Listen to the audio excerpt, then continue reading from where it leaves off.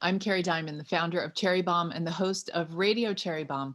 Welcome to Food Stylist Secrets, a special demo and conversation that's part of the Julia Jubilee, Cherry Bomb's virtual celebration of the life and legacy of Julia Child. I'd like to thank all of you for joining us, and I think some of you have already started to tell us in the chat where you are tuning in from, but we'd love to know where you are watching this special demo from. I'd like to thank our event sponsor, Crate&Barrel, for making our Food Stylist Secrets event possible. Crate&Barrel believes every meal is a special occasion, and they have an incredible selection of beautiful modern pieces that will take anything you eat or drink up a notch. You can visit crateandbarrel.com for more. Susan and Mariana will be using some beautiful pieces from Crate&Barrel, and I'm very excited to see what they do with them. Speaking of hospitality and beautiful tablescapes, our host for this event is Amber Mayfield, founder of the events company to be hosted and founder and editor of the hospitality-focused magazine, While Entertaining. I have the magazine right here. I'm going to show everybody Amber's beautiful magazine that you can order on her website. Hi, Amber. How are you? Hi, I'm good. Thanks for having me. Thank you for joining us. I was saying, so you're also the founder and editor of this hospitality-focused magazine, While Entertaining. You are going to be taking over the introductions, and then you will join us later to take some questions for the audience. And for those folks who are new to Zoom, we've got a little Q&A box below, and you can just put your questions for Susan and Mariana in there, and maybe you have a question or two for Amber. Feel free to put those in there as well. But Amber, it's nice to see you. How are It's things? so great to see you too. I mean, I wish it was in person, but here we I are. know, I know. Soon enough, we'll have in-person events, but for now, it's just thank you for joining us and for everyone who's joining us on this Zoom. And Amber, I'll let you take it away. Have fun, and I'll see you later, okay? Thank you. See you All right. soon. Bye, everybody. So, hi everyone. As Carrie mentioned, I'm an event planner and an incredible dinner party enthusiast, which is why I am so excited to join you tonight. Design and presentation and food styling is something that I think about so often. And I think the best way to get better at those sorts of trades is to practice, of course, and then also to really study the greats being food stylists like Susan Spungen and Mariana Velásquez, who are joining me tonight. And I have the pleasure of introducing them and joining you all for this demo. I can't wait to take copious notes for my next dinner party because I can't wait to get back in person. So I will start with introducing Susan Spunken. She is a food stylist and an author. We know her for being one of the inaugural food editors and editorial directors at Martha Stewart Living. A huge fan of her too. And then we also know her for being a food stylist for Julie and Julia. How convenient. She's also been a food stylist for Eat, Pray, Love, one of my personal favorites. And most recently, she released a beautiful cookbook. It's called Open Kitchen, Inspired Food for Casual Gatherings. So yeah, she's got a copy right there. Beautiful. And it's exactly what you need as we all get back to hosting and remember how to entertain again. She is going to be joined by Mariana Velásquez, who is an international food stylist, artist, and chef. She has been featured in numerous publications, and she's also collaborated on more than 20 cookbooks. I don't even think I have 20 cookbooks here, and I love it. And she's collaborated on all of them. And then most recently, she has her cookbook coming out, which I'm very excited for. It's called Colombiana, a rediscovery of recipes and rituals from the soul of Colombia. And so that is going on sale on June 15th. Mark your calendars. You're going to want to make sure to get that one as well. Susan, Mariana, thank you for joining me. I know you have so much to get to in this demo, so I'm not going to waste any more time talking. I'm going to turn it over to you. And like Carrie said, I'll be back towards the end. So if you have any questions, audience, drop them in the chat and I will get to as many as we can. Susan, Mariana. Thank you, Amber. Thank you, Amber. Susan, Hi, it's so Mariana. good to see you. Good to see you too. It's such a pleasure to share this space with you. I know, same here. For people that don't know, we actually were once at the same agency, but not at the same time. And I don't know that did we ever meet before we did the Cherry Bomb panel that time? I don't know if we ever met. That was the first time we met. Right. Yeah. So yeah. I helped Carrie put together a little panel on food styling at a couple of Jubilees ago. 3 or 4 actually. And I asked Mariana to join us on this panel, and then that's how we've met. And so we don't get to see each other because we're always working on different jobs, right? It's true. But the thing is that when you connect with colleagues and with people you share the same profession and are in the same kind of world of inspiration, it's so great. And that's why I wanted to ask you about something that has been on my mind since 3 days ago that I was reading your book.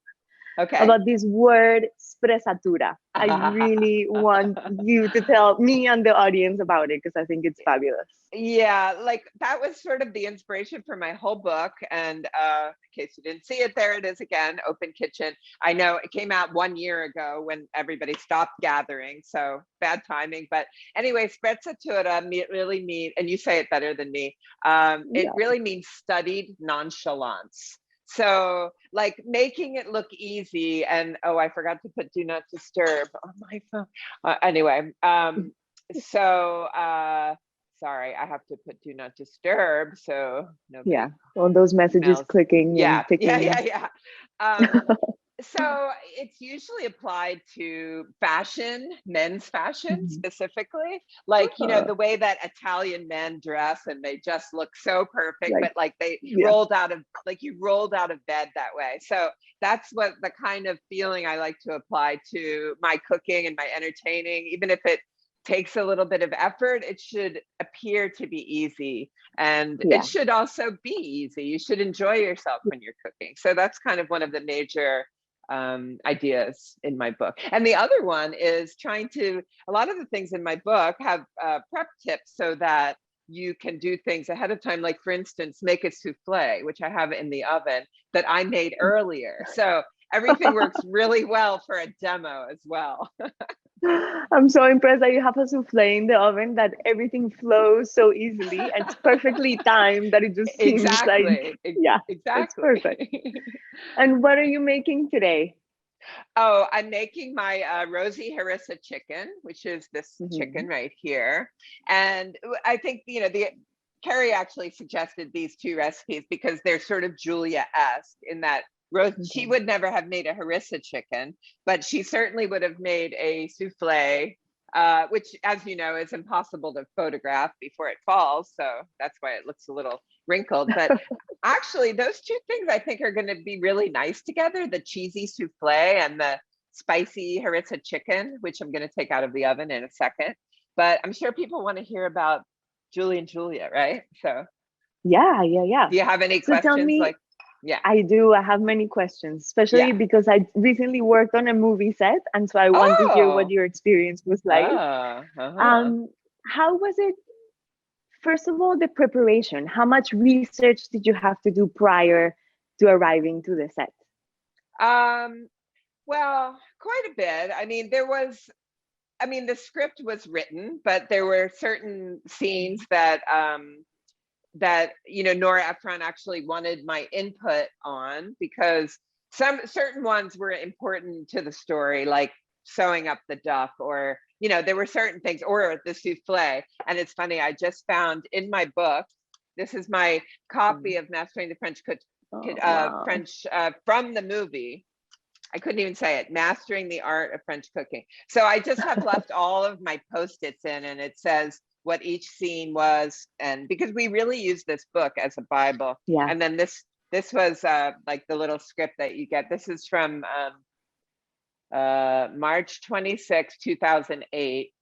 And I just looked, I left it in the book because it's like, I like souvenirs, you know, and I knew someday I would go back. So here is the scene where Amy Adams is pulling the souffle out of the oven, which is what I'm about to make. But that was not a real souffle. And here they are looking at the souffle. This is the storyboards. I don't even think they make storyboards anymore. But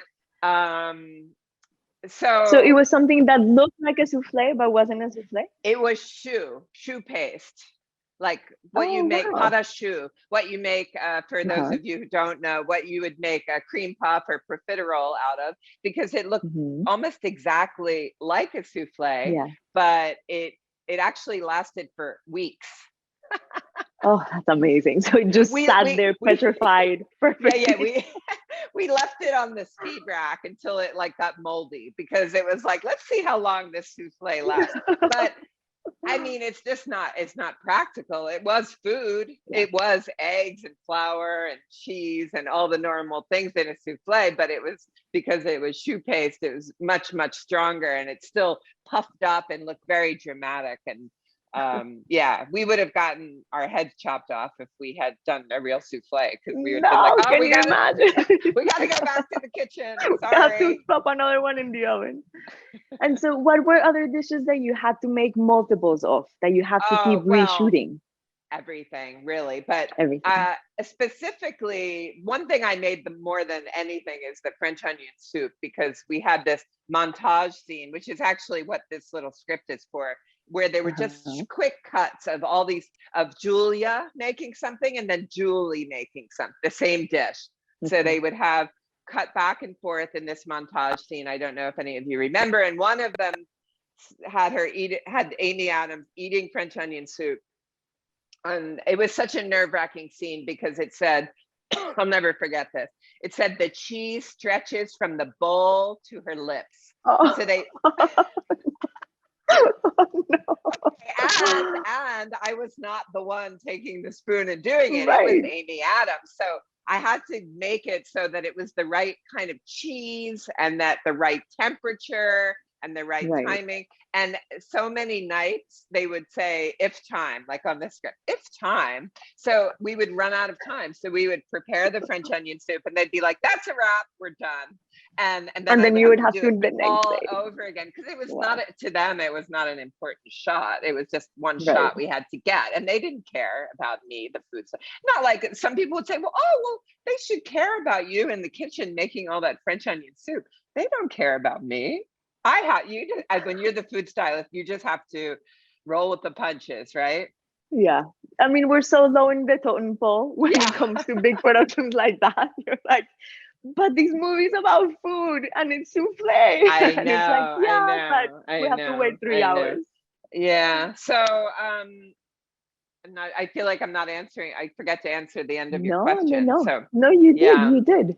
Okay. And did you have to teach them when Julia's how to actually Donna, if you're listening, maybe you can screen share that picture of me showing Amy Adams how to make hollandaise on set. She'll probably get it up on screen in a few minutes. I put it on my Instagram yesterday, so a lot of people probably saw it, but Amy Adams did more of the cooking. And if you really look at the movie, Julia is more in the eating scenes, and sometimes she's cooking, but Amy Adams, because she's playing Julie Powell, was cooking everything. So she needed more instruction, and she really didn't know how to cook. So before we even started, we went to the ICE Culinary when it was still on 23rd Street, and we just locked ourselves in a kitchen for like 2 days. Yeah, there I am, telling Amy, very bossy, I'm pointing at her. It's because she's trying to make hollandaise, and she clearly was doing something wrong, because Nora Ephron would call me when Amy Adams, like this was right in the middle of shooting. This is her set kitchen. And, maybe she didn't whisk right, or it could have been anything, but she needed some instruction right then and there on how to work with the hollandaise. So I was jumping in to tell her, show her how to do things. But I did spend 2 days with her in the kitchen, and I wanted her to be comfortable picking up a live lobster, for instance, because she was going to have to pick up a live lobster. So I wanted her to practice her knife skills and things like that. Like she'd never touched a live lobster before. Show her how to do it, so that she wouldn't be like scared on the day that she had to do it. Oh, I see the souffle. How's that souffle? It's coming. I have to check my chicken, but I can still talk to you while I'm doing it. Okay, no, perfect. Because I'm just talking. I'm not doing anything. And where did you shoot? Where were the sets? How difficult your setup was? Because that sometimes it's impossible. Yeah, it was very difficult. Hold on. Oh yeah, three minutes till souffle. All right. So yeah, we were at Silver Cup East, and they didn't have an actual kitchen. Like when I worked on It's Complicated, right after that, they actually built that's the Cordon Bleu kitchen. That is look at Meryl Streep standing on a box because they wanted to make her taller. I love that. Can you and see look that? at those heels she's wearing. Yeah, platform. So I was like, this is a funny picture that Mark Ricker, who got nominated for an Academy Award last night, but they said his name wrong. He took this picture, and this was the scene in the Cordon Bleu where they're all making omelets. And I think I had just finally set everything up, so I was just standing off to the side. And so, for instance, for a scene like this, where there's so much food and so many action moments, how many people did you have on your team? One. We never had more. It was like always a struggle to get even someone to help with dishes because basically because of union rules and things like that. It was, and you would think like that, like the people on your team, like on the prop team would want to help you, but I don't know how many people are old enough to remember the movie Norma Ray, who was the union organizer. Sometimes I would call her Norma Ray because she would like actually call and tattletale if we brought someone in to work. Oh, wow. So it was super strict. It was difficult. And we didn't have, so we had a completely like jerry-rigged kitchen, just all rental equipment, plenty of counter space, plenty of tables, plenty of refrigeration, just sort of crappy kind of electric stoves too. Yeah. Oh my God. And we're right on the set in Silver Cup East, which is one of the studios in New York. And no sink. That was the problem. Oh my God. So 5-gallon buckets with water? Well, no. We had like a fake sink set up. Like it had like a hose and then it drained we often didn't have hot water. Yeah, it didn't work very well. And when you're doing stuff like greasy duck and things like that, I mean, we were often working with like seriously like buttery and greasy stuff. So it was really hard to I read on a piece that you had never gone through so much butter in your life. Is that true? Well, that's true. Yeah, actually there's an article that Christine Mulkey wrote. Well, actually, no, there's an article that Kim Severson wrote. Did you read that one? It's in the New York Times if anybody wants to read it. I'm making this sauce now. It's not really a sauce. It's just like this jus from my book. But I think people are probably more interested in Julia and Julia, but I'm going to just sort of finish this while we're talking. I don't think you care about deglazing and deglazing deliciousness that I read. Exactly. Yeah. And it was a little bit hard because oh, wow. Here's the souffle. Wait a minute. Let's see. The timer went off, but I didn't hear it because I have these headphones in. Hold on. Sauce came out a little bit bitter. All right. It's not going to stay high. But the idea of this souffle is that it's in my book. You can make it ahead of time, leave it in the fridge for hours, probably the same way restaurants do it. And then you just put it in the oven like I did right before we started the demo. And it's also not in a tall dish. It's in a flat dish and it's so delicious. And people should not be afraid to make a souffle. Yeah, it's one of those dishes that it's intimidating by reputation, but if you're prepared, oh wow, it's beautiful. And it's not at all difficult. And it's so good. Beautiful. And even when it falls, it's delicious. So imagine you could do this for your friends. You could at a dinner party, like they wouldn't even know you did anything, and you just put something in the oven and then out comes this gorgeous souffle. So delicious, impressive, and that's sprezzatura. It's the perfect. Oh yeah, absolutely. That is sprezzatura. Exactly. So yeah, I think my sauce. So you take this garlic, just squeeze. This garlic has been cooking along with it's really hot though. Yeah, and it's super creamy and roasty. Yeah. And this just all goes into the sauce, but when it cools off, I'm going to squeeze it again. But let's keep talking about Julia and Julia.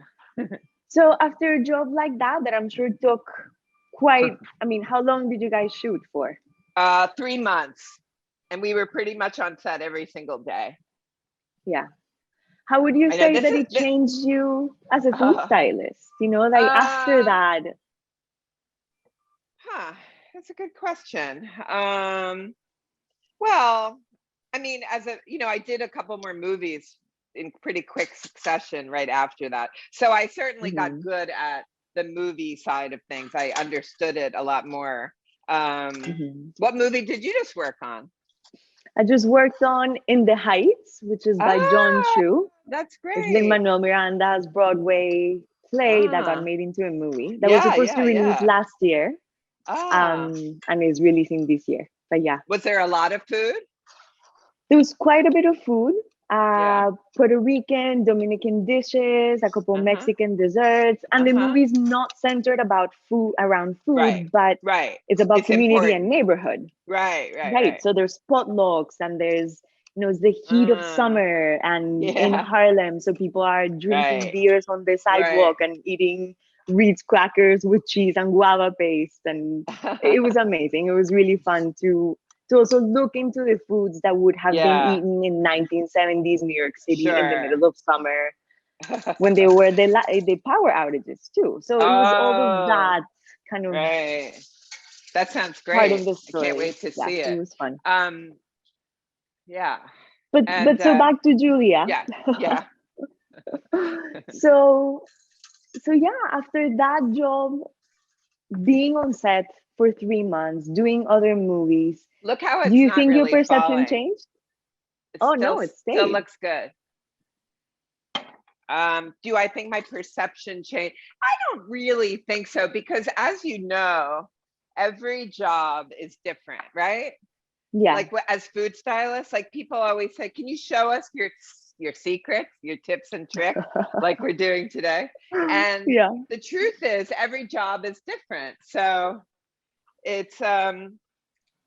It's always hard because how about those jobs where you think it's going to be easy and it's like seems easy. It seems easy. And it's like, okay, something is not going to be easy, but you don't know until you show up.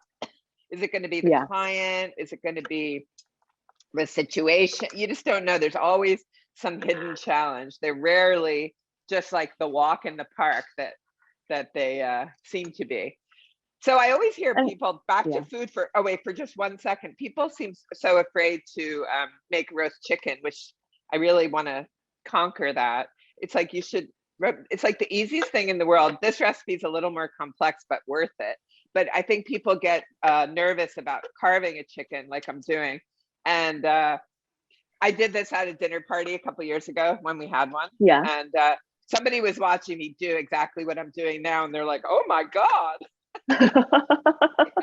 How do you do that so easily? I mean, that chicken is perfectly cooked, so it also the bones given so easily, and but you really know what you're doing. You have to have the right tools. Do you ever use scissors for carving chicken? Not usually, sometimes? But I would if I needed them. But but what are your favorite tools now that we're talking about having the right tools? I know that everybody always asks, but I think I know. I think this is my favorite tool of all. Yeah. Mandolin. Mandolin. Yeah. So, I mean, that's something I use all the time. But honestly, this strainer, I'm going to show you one thing. Show me. This Muji strainer is probably my favorite tool. I love this strainer. If you don't, is it really fine? It's not really fine, but I usually don't cook that much pasta, so I use it for pasta. I use it for vegetables. It's the best. I love it. Yeah, so good. And on your kit, what's that one tool that you're like, oh my God, if I forgot this piece of equipment, or no? You're sort of like, go with it. You gotta have tweezers on a food styling shoot, right? Yeah. I always say that they're like the extension of my hand. I made the effort to not bring tweezers out today to make it like, I was going to show you my favorite tweezers, but I don't know. They're not handy. So yeah. So my chicken did get a little darker than it's supposed to today. Really hard to do is so you coat it sits overnight, and then how long does it roast for? About an hour and a half, typical time, but I guess I'm gonna move over to here, but maybe I'll turn the camera around. I'm gonna try to show, do some plating on the table here while we continue to talk. So what I'm gonna turn this around so you can still see me. Okay, good. Oh, I don't know if that's turned around right, but yeah, no, I can see you. Wait. Oh, now you can see my camera set up. Here I am. Hi. All right, so I also made some carrots here because I have this cute little dish. Isn't this the most adorable dish from? It's beautiful. This is from Crate&Barrel, and I like Carrie said, we picked some things off of the website. Now this recipe doesn't normally have carrots, but sorry, I have to get my to make rag. it a full meal. Well, I wanted to use that dish, but it was too small for the souffle, you see. So okay. And is it cast iron? What is it? No, it's ceramic. It's ceramic. Oh. Yeah, it's really nice. And now I have this platter, so I'm going to put my little souffle over here. Oh, beautiful. Let's keep talking. So I'm going to put this the sauce, which, like I said, got a little bit dark, and it has the but it's still good. The idea of this chicken is that you sort of put the carved chicken so it's kind of sitting in the sauce. So that way when people go to take some, it's kind of got the crispy skin on the top, but the juicy sauce on the bottom. It looks like mole right now, but it's not mole. But when you were saying earlier that maybe Julia would have never made this harissa chicken, I wonder, Julia, we're here today, you know, with the world being smaller the way it is, and our palates adjusting to spices and flavors from so many places in the world. I wonder if, because of the Moroccan influence in France, maybe she would have explored that. Of course, sorry for the ambulance. Oh, that's okay. No, I think she would. I think, having met Julia and knowing her a little bit, she just liked good food. She just liked good food, so if you made something and it tasted good, she would like it. So. And when did you meet her? How did you meet? Oh, well, when I was at Martha Stewart living, and she did her, there was a cookbook a book and TV series called Baking with Julia. And we did a wedding cake. So we had a 2-day shoot. I don't know if you saw Cherry Bomb just posted Nancy Silverton and Julia crying over her dessert. That was the same series. We had different bakers would come. And in this case, it wasn't me, it was Martha, but I was the one in the basement and the one making the cake for days ahead of time and actually behind the scenes. So if you look in the beginning of the book, you'll see a picture of me looking like this to the cake, like completely documented. Yeah. And so we went up there for 2 days, and we stayed overnight in Cambridge. And because our shoot was a 2-day shoot, of course, Martha, right? We had to have a longer shoot. And splurge, the luxury of time. Speaking of time, do we need to switch over? Not yet. Wait, not quite. Okay. And I think we're so good. Martha, Julia made us dinner. She made us dinner in her garden. And she took she made grilled steak and twice baked potatoes. That's what I remember. And she took a very old bottle of wine out of her cellar, but it had gone off, like something Paul had put there. Corked. And I had met her a couple of other times in professional settings, because when I first started at Martha Stewart Living, she was still active in the food community. And I think she would come to IACP, and I saw her at the Cookbook Awards, and when we won an award for the hors d'oeuvres handbook, and I was there to accept it. And she said, should I do my Julia impression? She said, I'm on my way to the stage. She said, it's a wonderful book. I bought it at Costco. That's what she said. So I'm going to sprinkle. Okay. Yeah, I'm gonna sprinkle. No, No, go you ahead. can keep talking. I'm sprinkling these rose petals over. I like to buy these whole rose buds because the petals Yeah. they have more color than the when you just get the. The So petals this is loose. just to Yeah. make it look kind of pretty. It's not necessary, but I want Oh, but everyone it to looks so notice. beautiful. I want everyone to notice how the souffle, it might be a little bit wrinkled, but it's certainly not, you know, too deflated to serve. Should I try it? Looks I amazing. don't Try know. it. Well, please. I don't, all right, I have to get a plate. Yeah, I want to see that texture and that steaminess coming out of the souffle. Yeah. I'm sure it's gonna be fabulous. And So if you could usually I'm- describe yeah. Julia in 3 words, how would you Yes. describe her? Oh, I would describe her as gracious. Look at that. Can you see that? Oh, wow. Oh, spectacular. Oh my I mean, God. look at that. It's so delicious for So good. like a brunch, or actually Steve and I had this like on New Year's Eve a couple of years ago. We had just had like caviar, and then we had like a little bit of caviar.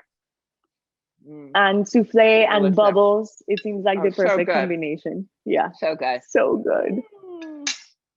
Susan, you're making me very jealous and very hungry. Lunch is very far away. All right, three things about Julia. Yeah. Let me see. She was really friendly, very down to earth, and curious. I'd say curious is another word I would use to describe Julia. Very curious about a person and what they're doing and the food that they're making, and you know, she was genuinely curious about people. Wow. I love that. It's so beautiful. Curiosity and being open, it's the key to not having any judgment, right? If you're Yeah. curious, you're willing to Exactly. listen. And that's another characteristic of Martha Stewart too, that is very much, she's a super curious person. And she always, that was something she really valued in the people that worked for her too. So I would say I'm curious as well. Sometimes too curious. Yes. But I'm curious. Okay, I'm curious. I'm going to segue into your book, which I looked at the PDF last night. First on my phone, and I just couldn't stop looking. It was just, I'm very excited to see your book. I really, even though I've had some Colombian friends, I don't really know anything about the food of Colombia. And I think it hasn't gotten a lot of attention. So I'm very excited for you that you've written this book. I read your intro, and I didn't know that you worked at the Post Ranch Inn. I did. No, yeah. So I read more about you than I knew before. And I'm really, really excited to get this book. And I've already like mentally bookmarked a bunch of recipes, which somehow you've managed. I mean, they seem very modern and very accessible. So I think that's great. And I think everyone's going to love it. And of course, I want to know, I know you meant to shoot it in Colombia. So what happened? I mean, the pandemic happened. So what did you, but I also saw that you had portraits, and did you shoot those portraits where? So because the vision was to travel by car all along Colombia, we had pre-produced these amazing shoots starting in Bogota, down the windy roads, through the Andes and up to the coast. The vision was that we would find these women, cooks and makers along the way, and take their portrait and tell their story. So we were scheduled to shoot in April. And so they were here in lockdown. Colombia was completely closed. And I told the publisher, please give me until September when the world goes back to normal. Or so you thought. Or so I thought. So that we can go and take this trip and do this amazing production that I'm dreaming about. Right. But you know, the world happened and we had to readjust. And so I had been collecting all of these props made by different makers and ceramicists and textile and weavers. And so I had everything shipped from Colombia to New York. And then we found these Colombian women here who are in food, and they tell the story of women, for Colombian women in the US, which turned it around to be even more special, right? Because if through this book, I'm looking to tell the story of the cuisine of my country, right? And make it accessible to be able to be made here. Right. It was great to then tell the story of women who actually live here and they make arepas or they run foundations. Right. Yeah. So it was really, really beautiful. Do you want to tell us about your recipe and start on it while we're talking? While we're talking. So this is a dessert that I grew up eating on the weekends. So I grew up in Bogota, which some of you may or may not know is a city, it's the capital, and it's very high up in the Andes. It's quite cold. And imagine it's 9,000 feet up, but adjacent to it, it's the highest, one of the highest valleys in the world. So basically the mountains open up and you have this 9,000 feet altitude valley that it's sprawling with dairy farms, with flower farms, with incredible pieces of land, old eucalyptus. It's always surrounded by fog. It's a really dreamy place to drive to escape. What is that valley called? It's called La Sabana de Bogota, like Bogota Savannah, basically. And when you were driving on the road, you would see these station wagons with their trunk popped open and these trays of meringue doused in whipped cream and strawberries. And all of those were the ingredients from those farms. And even though it has a total European influence, right? Like meringue is not very Colombian. But we adopted it and it became kind of like the street food, the street dessert of La Sabana. And they were made by families who on the weekend would bring these trays of dessert and sell them out of the trunk of their cars. Wow. And would they get all soggy and mushy sitting there all day? Oh my God, of course. So soggy, mushy. So you would, sometimes they would be really hard and dry. Other times it would be like perfectly chewy. The cream would, sometimes be a little off. I mean, imagine like under the beating sun. But it's one of those flavors that it's so, so dear to, I don't know. I really remember it as something so special because we grew up looking forward to it. And sometimes instead of strawberries, they do Guanajuana, which is soursop. I don't know if you know that fruit that is super milky, creamy, and it's encased in these green, almost like crocodile-like skin. And it's absolutely I know what delicious. it is. Yeah. Does it have the big black seeds in it? Does it have big black seeds? Yeah, it does. So they take them out and then put them on the dessert. So it's this is a recipe that speaks of that. Already? I do. Made? Yeah. Yes. So, but I want to show you something first. Okay. Speaking of like food styling tricks for everybody who's watching. So I made this meringue. I have another sheet ready. But sometimes people ask me like, oh, so you're a food stylist and do you actually make the food? I'm like, yeah, you have to make the food. You have to shop for the ingredients. People have no idea. They have no idea what we do. No idea. If somebody else made the food, you would not be able to really style it. You would be like, I guess it looks sort of okay, right? Yeah, no. So I just wanted to show. I just wanted to show how it's all about the process. I'm not being very good at this here. Sure you are. It's all about the process and the weaves, right? Like the way that you use your spatula to create the creases and the movement in the meringue is definitive to how the cream will sort of like nestle itself in. Oh yeah.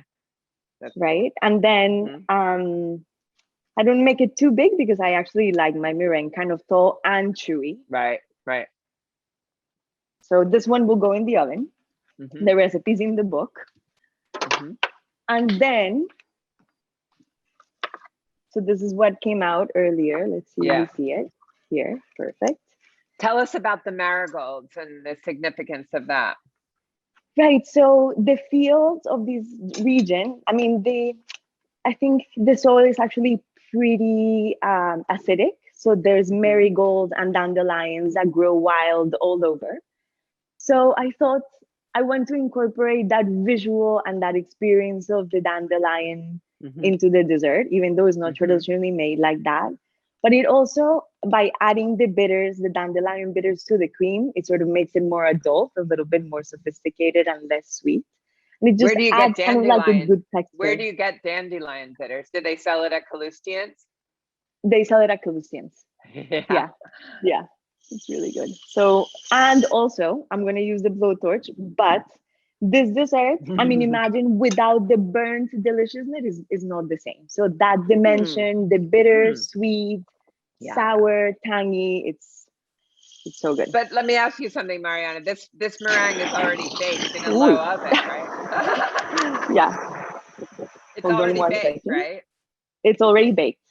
Oh, but you're still going to torch it. Okay. Hold on. Yeah, I'm going to torch it to give it a little bit of a burn. Fire. No, can you imagine? But it's really, I would say never apologize, even if the apartment. That's right. That's what Julia said. Never apologize. I mean, you're already cooking, you're doing the dishes, you're serving everybody. Something goes wrong, keep it to yourself. Okay. Can you show us? Can you show us the meringue? Yeah, there we go. Now we're back. Now we're back. Okay, good. Yeah, so now it's all beautiful. Toasty and delicious. Yeah. Looks wonderful. It's really good. As you know, I love things like this. I have a similar recipe in my book, you know, the Fritta Cake that has the, it's very similar. It's like, except the meringue is baked right on top of a cake. And, but like this. The very Fritta Cake. Oh, wow. Beautiful. And does it have cream and berries? Yes. It's very similar. The only difference is it has a layer of sponge as well. Oh, wow. So it's talk about really good textures combined. Amazing. Yeah. Amazing. And then I'll do the cream, which I keep it a little bit loose. Yeah. And again, like it's all about wrist movements. Yeah. And when people say like, what are the tricks? I think it's, I don't know, practice, right? Like understanding how food behaves. What do you think? It's true, but especially with doing that spreading, I think everyone already knows you have to have offset. I like offset spatulas, but I also sometimes I like using because I think, what do you use to like swirl meringue? I only like these really weird old. These are my favorite rubber spatulas, by the way. Like I have all these fancy these are the best ones, the basic ones. But sometimes I'll do something like, I think you're using a rubber spatula, are you? I am, and you know what? I have these mini ones that I absolutely love. They're incredible. They get into everything, and you can just like scrape a measuring cup fully, right? Like and like get one of everything these, out of it. Mariana, like one of these. Exactly. Yeah. So you good. have to use the right tool when you're doing something like that, and you have to do what, like this is going to make a very different swoop than this. Yeah, and that's what we call them. That's the technical term, is swoop. So you have to use the right swooping tool. And I always used to tell people, because you know, at Martha we had food stylists that worked under me and in my department, and I would tell them, especially one particular person, because she would make things look beautiful, and then when it was time to do the shoot, it would be very like too tight. Yeah. And I would just say, loosen your hand. Yeah, like naked. Like it goes back to that nonchalance again, you know, just exactly. Just do it. Just let it be. Don't force it. If someone asks me to replate, say a client, to replate something 3 times, I'm like, you know what? Let me just start over. Like fix this, clean plate, start over, make it look. Yeah. I always say it's on life support. The dish is on life support. You know, I learned something from you that I love, the what? One is none. Oh yeah, one is none. Yeah. Can you please tell that story? Because it's so good, and I use it with my assistants all the time. When did I tell you about it? When did I tell you? I don't know. I think we were talking one day. All right. And you told me. So Diana Burton was the prop master on Julia and Julia, and that was the first movie I ever did. And she she said a lot of funny things, but one of them was always, one is none. So like, if I ask you to go to the store and buy passion fruit, do not bring me one passion fruit.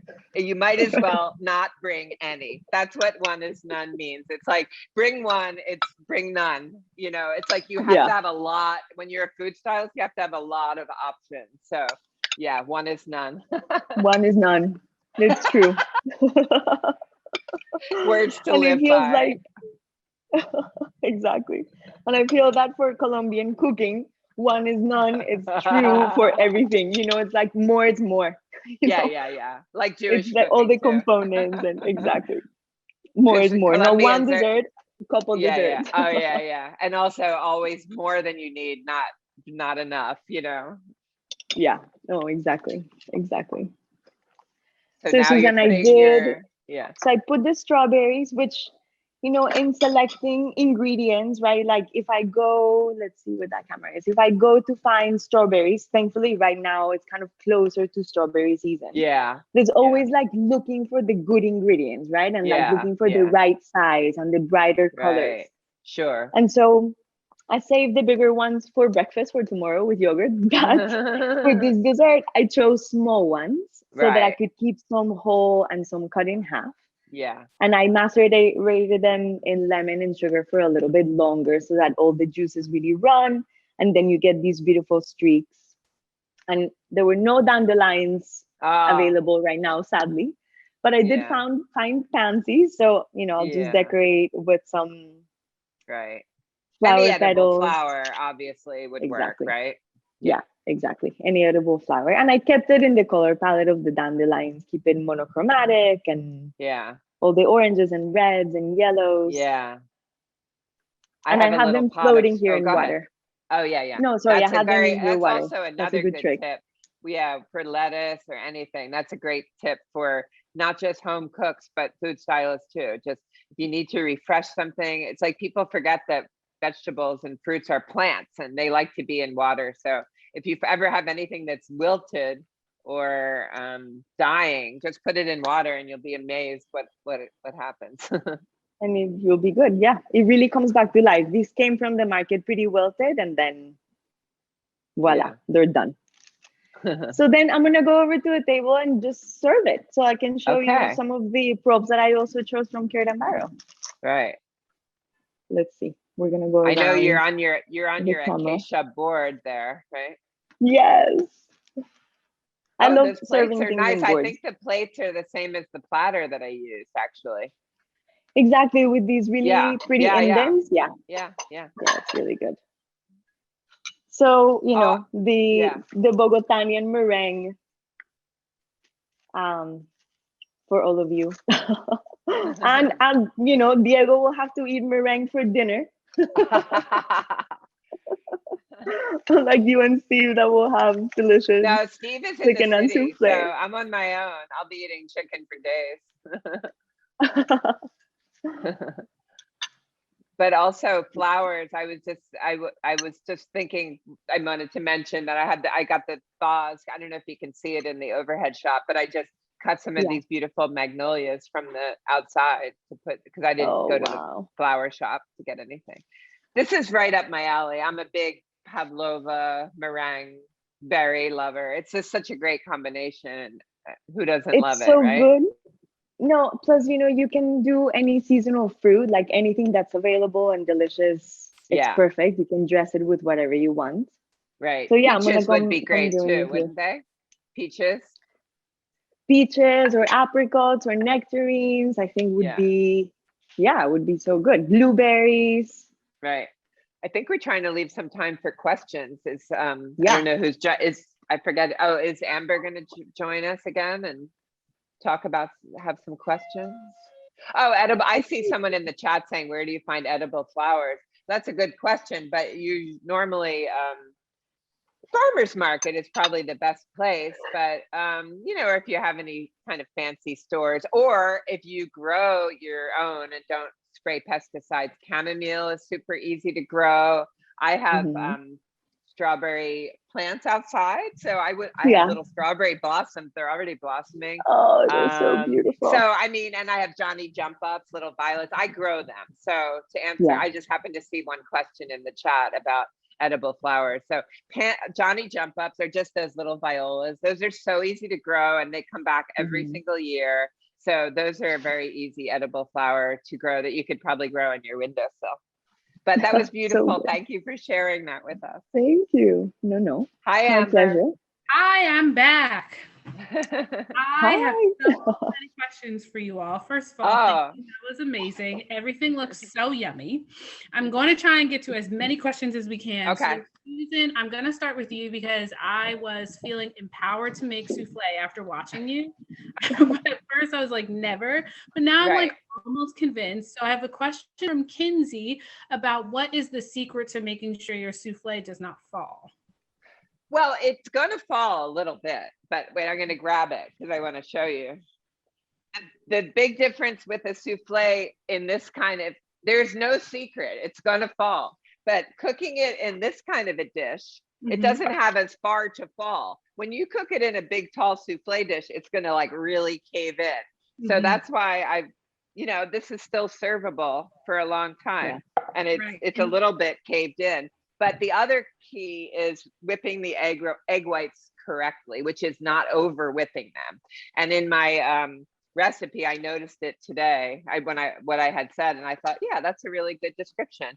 It says, when you're whipping your egg whites, beat the egg whites until stiff peaks form. Be careful not to overbeat. It should still look creamy and smooth, not crumbly and dry. Because you have to remember that, like, when egg whites, like, they're still gathering strength, and when you're whipping them, and until you get to that point where they look all clumpy and the water starting to, then they've like lost their strength. So you always want to kind of err on the side of under beating than over beating egg whites, because then they're still going to work their magic in the oven and they'll just be stronger. Oh, perfect. Okay, so don't over. But one more thing: have people wait for the souffle, not the other way around. Like if you had people like this recipe, like you wouldn't think you don't have to sit here and do all this whipping right before you make it. You can make the souffle, stick it in the fridge, and then you just look at your watch and think about when you want to serve it, and then put it in the oven and just bring it out and eat it right away. Perfect. Okay, and then one thing people were asking a lot of questions about is the actual dish. So is that like cast iron? This? This is actually. Well, yeah, this is actually, they have this at Crate&Barrel. This is a Staub cast iron baking dish, or stove, I guess people say. But this is a baking dish I use all the time. And I love this one rather than a ceramic one, because you can put it right on the stove top if you want to, like, maybe you're making a clafoutis or something. Maybe you want to cook the fruit a little bit. You could put this on the stove. You can put it on the grill. I've made like cherries on the grill in this. It's so versatile. Or you can make a gratin. You can make anything in this dish. So highly recommend this dish. They have it at Crate&Barrel. This one actually I own, but they do have it. I love it so much. Okay. Yeah. Two more questions for you. They're movie related. So take us back to this iconic onion scene. Yeah. Were those real onions? Joanne wants to know. Oh yeah, absolutely. And that there's actually a good story. A lot of people love that scene, and it's funny to me because it just didn't seem like a major scene. So yes, they were real onions, and there were a lot of them. So we chopped them up in the kitchen, and we actually soaked them in cold water, maybe overnight, thinking, well, Meryl Streep's not going to want to, like, she'll cry if she has these onions. So, but then when we were ready to shoot the scene, she said, no, I want real onions because I want to cry. But yes, they were real onions. There were a lot of onions. A lot of real onions. Okay, wow. Yeah. I'm glad we got. What else would they be? What else would they be? Are we gonna have fake onions made? There's nothing that it really looks like. No. Fair enough. Okay, another movie-related question for you: did Stanley Tucci make cocktails for the crew? I think he might have. No, he would have martinis in his trailer. I used to hear about that, but he didn't really make them for the crew. Although, when I worked on It's Complicated, Steve Martin played his banjo for the crew, so that was something he could share, and he did. Yeah, that was fun. But I never got a martini. Fair enough. I mean, at least there was a banjo. Mariana, this next question is for you. I know you said that you worked on In the Heights, and we got a lot of excitement about that. So what were some of the most important styling tips that you learned while working on that production? I mean, more than styling tips, it was all about being ready and having many, many of the same. So for instance, for this one scene, I had to make 40 flans because the actor would cut into it and slice it onto a plate. Right. And they had to do it a million times. So I had you're to lucky it was also flan. prepared. You're lucky it was flan and not roast chicken like I had to do. True. I mean, yeah, that takes us back to the one is none. So is the biggest. Exactly. My next question is actually for both of you. So we have a lot of content creators that are in the chat, and they want to know, how can you as a food stylist really multitask and think about your shots on multiple platforms? So whether it's, how can you get the shot for your blog, your Instagram, your book, the different orientations of that? How do we do that? You want to try that one, Mariana? I'll try that one. I think it's key that you capture first your process, the process of making the recipe, the ingredients, the step-by-step, then the plated food. And I think the more versions you have and the more options you capture throughout, it's kind of like there's this photographer who says, take the journey. So see the process through and photograph it through. So then you have, it's not just the finished merengón de fresa, it's everything that happened with it, the end, and even kind of like the crumbs after. That would be my take. Susan, what would you say? Oh, I would say the same thing. You just have to, well, first of all, you have to know, do you need horizontals, verticals? I mean, we are usually working for a client, although I do, of course, things for my Instagram and whatnot, but this person is talking about doing their blog and a book. I mean, you would not normally shoot a book at the same time that you're just capturing a picture for your Instagram or your blog, but usually a book shoot should be segregated and focused on where you're just shooting the book. Whether you're shooting it yourself or with a photographer, you still should have separate time set aside just to focus on a book shoot. So, other shoots, like let's say you do it for your blog, that would be like the study that an artist would do for the painting. The book would come later. Got it. Okay. So not so much multitasking. Another question that we have from Sarah is your food styling essentials. What are the tools that you always have with you? If you can give us three. Oh, well, always Evian. I like Evian spray. I use that a lot. And I also have a different sprayer that is a continuous spray like that. I think it's hairdressers use it. It's like, it's a mist. So things always have to look fresh. So water often does the trick, because if something is looking dry, even like, let's say you have a plate of food, but things are starting to dry out. Maybe it's a salad. It could be anything. Give it a quick spray. It just brings it back to life. And like I said before, tweezers and Q-tips. But the kind that cosmetologists use, the pointy ones that aren't fuzzy. They're the best. Got it. Okay, Mariana, do you have your top three? So my top three, tweezers for sure. I feel they're an extension of my hand, and I have all shapes. I have the really pointy, fine ones, the round ones, the ones that I can get closer to the heat. I would say my heat gun I really love, like the ones that you use to strip wallpaper, or it's so great, to brown meat or to add that last touch. I really like. And then I have to say, paper towels, as much as I try to economize and I cut them in squares to be more environmentally friendly, paper towels save my life every time. They keep food fresh when they're moist, and you just throw them over things that you're prepping. So I try to use less, but they're key. It's true. They're very handy. Crazy. Paper towels, Q-tips, tweezers, we can get that. But you should see what's in my kit. But like, for instance, like if you have like a roast meat of any kind, so what you're doing as a food stylist is trying to control things. So a lot of times after you put it on the platter, the juice will start to run out, the blood. But guess what works really great under there? A mini pad. Because they're highly absorbent. So you put, if you want to control liquids, you put like a mini pad under the meat. Wow. Sorry, but it's true. It's true. Fair enough. Well, I think that we are reaching the end of our time. I want to thank you both for all these incredible tips. I have been taking so many notes over here. This was awesome. I know Carrie is going to come back and join us, but before she did that, I would just love to hear from both Susan and Mariana, which recipe should we make first from each of your books? Oh, me by surprise. Let's see. Well, I'm going to say actually the Fritta Cake because it's similar to Mariana's. Like I said, it's been one of the most popular recipes in the book, and the season for strawberries is coming in. So, and it really is one of my favorites. So I'm going to say the Fritta Cake if you want something sweet. Oh yeah, I didn't show this picture before, Mariana. Oh, wow. That's amazing. So beautiful. So not to be a copycat, but. No, come on.